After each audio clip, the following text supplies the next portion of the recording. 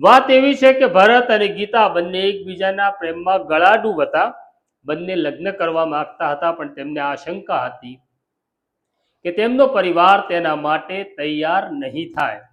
ઘટના એવી ઘટે છે કે 20-25 દિવસ પહેલા ગીતા આહિર છે એ દ્રશ્યમ ફિલ્મ જોવે છે, અને દ્રશ્યમ ફિલ્મ જોયા પછી તેને વિચાર આવે છે કે કોઈક વ્યક્તિ, એ પછી સ્ત્રી પણ હોય કે પુરુષ પણ હોય, જો તેને મારી નાખીએ અને મરી ગયેલી વ્યક્તિને મારા કપડાં હું પહેરાવી દઉં અને પછી આપણે તેને સળગાવી દઈએ, તો મારા પરિવારવાળા એવું માનશે કે ગીતા મરી ગઈ છે, અને ગીતા મરી ગઈ છે તો ગીતાને શોધવાનો પ્રયાસ નહીં થાય.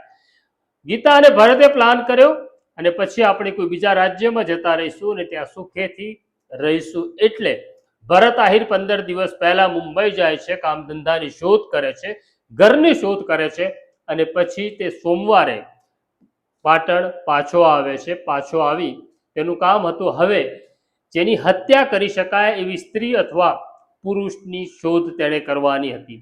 ભરત 2-4 ગામોમાં, પાટણના 2-4 ગામોમાં ફરે છે, અને પછી તેને જાખોત્રાની સીમમાં એક માણસ જે દારૂ પીધેલી હાલતમાં જતો હોય એવો દેખાય છે.